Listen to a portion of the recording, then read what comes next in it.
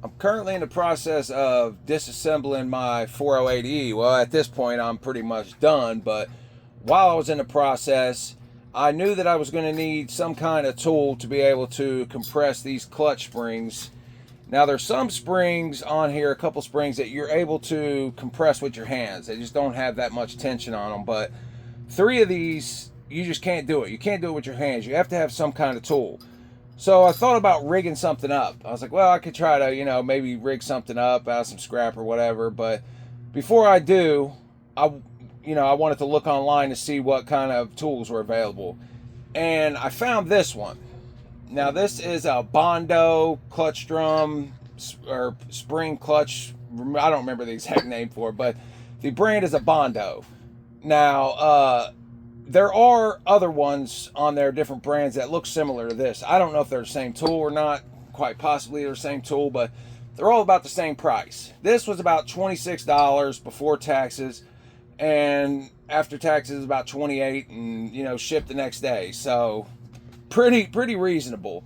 Now there was some that were cheaper, but they were less complex than this. They were just more simplified to where you put them down in the case and you put it across and it catches on some of the teeth on the case and you're able to press it down. But I needed to be able to do this outside of the case, so I went with this one. Now the other ones are about $14, so if you ever have somewhere you need to get in the case, I'll link them down below, and I'll also link this down below.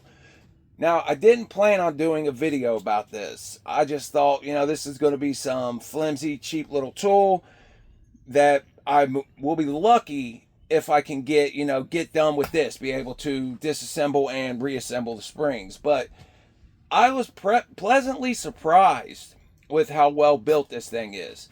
Now, the steel tubing on it is I don't know where my thickness gauge is. I was looking for it, but I couldn't find it. But I can guess, and I can say that this is a minimum 18 gauge steel or 16.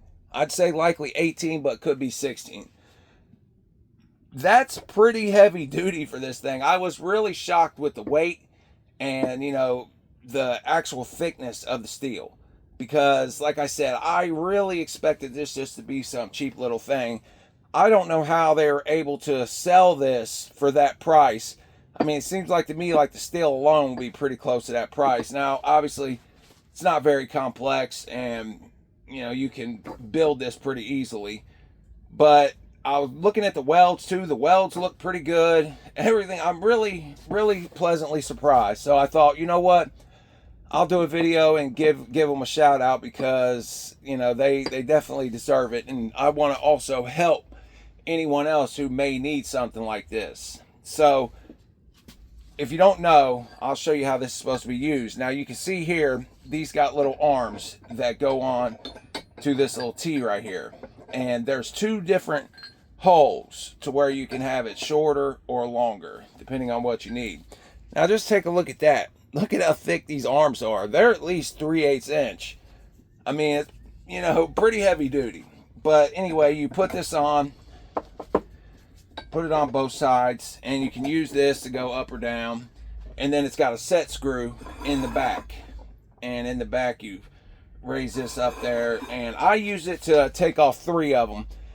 And despite struggling with the snap rings, because I suck with snap rings, but I struggle with the snap rings, but it was not the fault of this. This is it worked pretty good.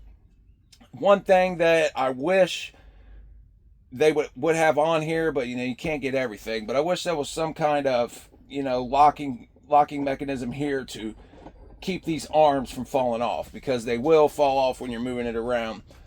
But other than that, pretty good. Heck, you could take a piece of electrical tape or something and just put on there to keep it from falling off if you wanted to. So it'd be a real easy fix. But all in all, highly recommend this. And at $26, even if you only use it a few times, it's worth to have it around in case you need it for something else. You might need to compress. I mean, you got it there. So it's, you set it up on your bench.